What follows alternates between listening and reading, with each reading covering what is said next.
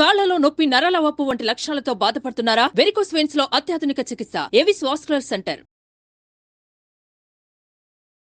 నమస్తే, India's largest digital media network Suman టీవీకి స్వాగతం. ప్రస్తుతం మనతో ఉన్నారు ప్రముఖ ఆధ్యాత్మికవేత్త, జ్యోతిష్య పండితులు సుభాష్ శర్మ గారు. నమస్తే గురుగారు. శ్రీమాత్రి నమః. గురుగారు, నాగబంధనం ఆల్మోస్ట్ అందరికీ తెలిసిందే. అసలు నాగబంధనం అంటే కూడా భయపడుతూ ఉంటారు. నిజంగా నాగబంధనానికి అంత శక్తి ఉందా? ఈ మధ్యకాలంలో చూస్తే మనం కేరళలో అనంత పద్మనాభ స్వామి ఆలయం గురించి చూస్తే ఒక గదిని నాగబంధనం చేశారు అని చాలా మంది భయపడుతున్నారు. అంతటి పవర్ ఏంటి అసలు? తప్పకుండా తెలియజేస్తానమ్మా. చాలా మంచి ప్రశ్న. ముందుగా ప్రేక్షకులందరికీ శ్రీమాత్రి నమః, శ్రీ గురుభ్యో నమః. జ్ఞానినాంనపి చేతాంసి దేవి భగవతి హిస బలాయ కృషమోహాయ మహామాయ ప్రయశ్చతి. నాగబంధనం మనకు పూర్వకాలంలో కనుక చూసుకుంటే మన ఇండ్లకు కానీ, వ్యాపార స్థలాలకు కానీ, కొన్ని ఊర్లకు కానీ తాళాలు ఉండేటటువంటివి కావు. అప్పట్లో ఏం చేశారు అని అంటే మంత్రయుక్తంగా బంధనం చేసేవాళ్ళు. అంటే ఏ దుష్టశక్తులు కానివ్వండి, ఏ మనుషులు కానీ ఇంటిలోకి ప్రవేశించకుండా మంత్రబంధనం చేసేవాళ్ళు. రాబోయే కాలంలో నాగబంధనం చేసేటటువంటి వారు, అంటే ఆ ఇంట్లోకి ప్రవేశిస్తే సర్పం కాటు వేయడం కానీ, సర్ప విషకూరల ద్వారా ఆ మనిషి అక్కడే భస్మం అయిపోవడం కానీ, ఇలాంటివి ఎన్నో రకాలైనటువంటి ప్రయత్నాలు పూర్వకాలంలో చేసేటటువంటి వారు. అంటే దాదాపుగా ఒక 500 ఏళ్ల క్రితం నాటుగా ఈ నాగబంధనం అనేటిది చాలా ప్రాచుర్యంలో ఉండేటటువంటిది. అయితే నాగబంధనము లేదు అనడానికి ఆస్కారం లేదు. ఎందుకంటే మనం కంటితో చూస్తున్నాం నాగబంధనం ఉన్నటువంటి ప్రదేశాలు కానివ్వండి, నాగబంధనం ఉన్నటువంటి కొన్ని సిచ్యువేషన్స్ కానివ్వండి, ఇప్పటికీ మన కళ్ళకు తారసపడుతున్నాయి. అంటే నాగబంధనం అనేటటువంటిది ఉండేది. ఆ ఉన్నటువంటి నాగబంధనానికి అప్పుడున్నటువంటి ఋషులు, మునులు, యోగులు, తపస్సంపన్నులు, ఇలా పెద్ద వాళ్ళు ఎవరైతే ఉన్నారో, అంటే భగవత్ ఆరాధన, భగవత్ సాక్షాత్కారం లభించినటువంటి వాళ్ళు తమ మంత్రశక్తిని ధారపోసి నాగబంధనాన్ని ఏర్పాటు చేసేటటువంటి వారు. అంటే విలువైనటువంటి వస్తువులు ఉన్నటువంటి ప్రదేశంలో, విలువ ఉన్నటువంటి కొన్ని ప్రదేశాలలో ఇలాంటి నాగబంధనాన్ని వేసి పెట్టేవారు. అంటే ఆ వస్తువులు అవి విలువైనటువంటివి, లేదా అవి ఎవరికైనా తారసపడితే ఏదైనా అపకారం తలపెట్టవచ్చు, లేదా ఏదైనా కీడు తలపెట్టవచ్చు అనేటటువంటి కొన్ని ప్రదేశాలకు వాళ్ళు నాగబంధనం వేసి పెట్టేటటువంటి వాళ్ళు. అలాగే మీరు అన్నట్టుగా అనంత పద్మనాభ స్వామి ప్రపంచంలోనే రిచెస్ట్ టెంపుల్, రిచెస్ట్ ఏదైతే గాడ్ ఉన్నారో అది అనంత పద్మనాభ స్వామి.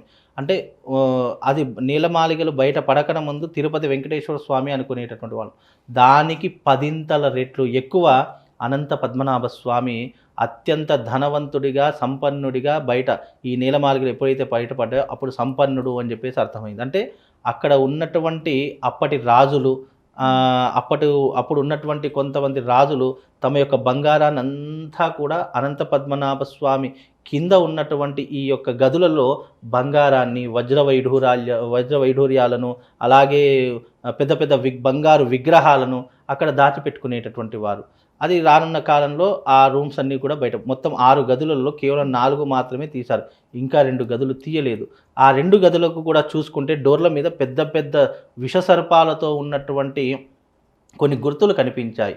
ఆ గుర్తులు ఏమిటి అని చెప్పేసి పరిశోధన చేస్తే గనక అవి ఎన్ని తాళాలు పెట్టినా, ఎన్ని రకాల ప్రయత్నాలు చేసినా అవి తెరుచుకుపోయేసరికి ఇది నాగబంధనంగా గుర్తించడం జరిగింది. అంటే నాగబంధనం అనేటటువంటిది ప్రాచుర్యంలో ఉంది. కానీ ఇప్పుడు అలాంటి సిచ్యువేషన్స్ ఏం లేవనుకోండి. కాకపోతే ఇప్పుడు ఈ నేలమాలిగలు, అలాగే గుప్త నిధులు, లంకె బిందెలు ఇవన్నీ ఉంటాయి చూసారు. వీటన్నిటికీ కూడా అప్పటి కాలంలో మంత్రయుక్తంగా, రసాయనయుక్తంగా దానికి బంధనం చేసేటటువంటి వాళ్ళు. మంత్రయుక్తం అంటే ఏంటి? నాగబంధనం కానివ్వండి, క్షుద్ర ప్రయోగం కానివ్వండి, రసాయన అంటే ఈ యొక్క రసాయన పదార్థాలతో చేసినటువంటి కొన్ని మందులు వాటిపైన చల్లి పెడతారన్నమాట. అది చల్లి పెట్టడం వల్ల ఏమవుతుందంటే దాన్ని ముట్టుకోవడం ద్వారా స్కిన్ ర్యాషెస్ రావడం కానీ, ఆ వాసన పీల్చుకోవడం ద్వారా అక్కడికక్కడే మరణించడం కానీ ఇవన్నీ కూడా జరుగుతూ ఉంటాయి. కాబట్టి ఈ నీలమాలికలు కానీ, ఈ విలువైనటువంటి వస్తువులు ఎక్కడైతే పెట్టారో కానీ అక్కడ నాగబంధనం అనేటటువంటి వేసి పెట్టేటటువంటి వారు. అలాగే నాగబంధనం అనేటటువంటిది మోస్ట్ పవర్ఫుల్ బంధము.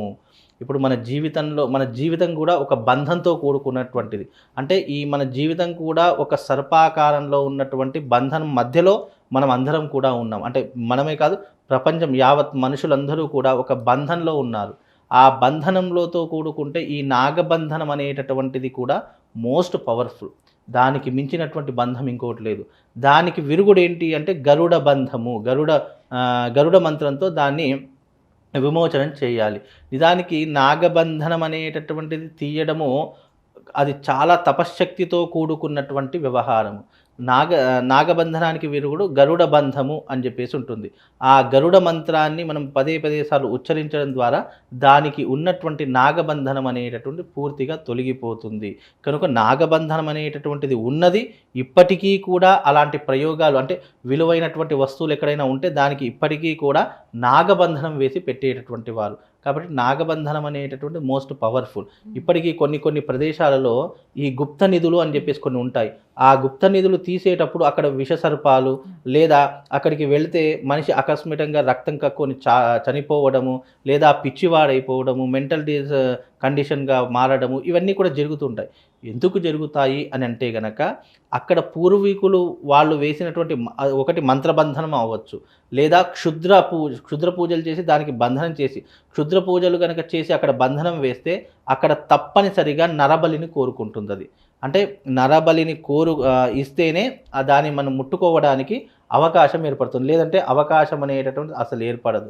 ఒకవేళ రసాయన పదార్థాలు ఏదైనా వాడి ఉంటే దాన్ని ముట్టుకున్న వెంటనే అక్కడికక్కడే స్పృహ తప్పి పడిపోయి అక్కడికక్కడే తెలియకుండానే అబ్నార్మల్గా అక్కడే చనిపోవడము, ఇవన్నీ కూడా జరుగుతుంటాయి. లేదు అవన్నీ తీసుకొని మనం వినియోగించుకున్నాం అనుకోండి, ఆ కుటుంబంలో ప్రతి సంవత్సరం ఒక వ్యక్తి చనిపోవడం జరుగుతూ ఉంటుంది. అంటే ఇవన్నీ కూడా శక్తితో కూడుకున్నటువంటి వ్యవహారాలు. కరెంటుతో మనం ఏ విధంగానైతే పరాచకం ఆడకూడదో శక్తితో కూడా అలాగా పరాచకారం ఆడకూడదు. మనకు తెలుసు అది విలువైనటువంటి వస్తువు ఒకటి దొరికింది అంటే దాని వెనక అపాయం అనేటటువంటి ముప్పు కూడా పొంచి ఉంటుంది అని ప్రతి ఒక్కరూ అర్థం చేసుకోవాలి.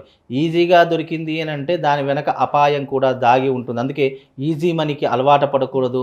అనవసరంగా నువ్వు ఈజీ మనీలోకి వెళ్ళి నువ్వు అనవసరం నీ జీవితాన్ని నాశనం చేసుకో. ఎందుకంటారంటే ఈజీగా దొరికింది ఏదైనా ఎప్పటికైనా అది అపాయాన్నే తెచ్చిపెడుతుంది తప్ప మనకు వృద్ధిలోకి రావడానికి కారణం కాదు.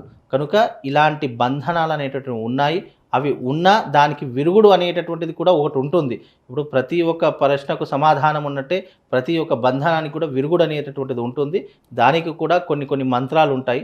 మంత్రయుక్తంగా తంత్రయుక్తంగా శాస్త్రయుక్తంగా దానికి విధి విధానంతో చేస్తే ఆ బంధనం కూడా మనం తీసేటటువంటి అవకాశము మనకి ఇప్పుడు ఉంటుందమ్మా. చక్కగా చెప్పారు గురుగారు. ధన్యవాదాలు. శ్రీమాత్రి.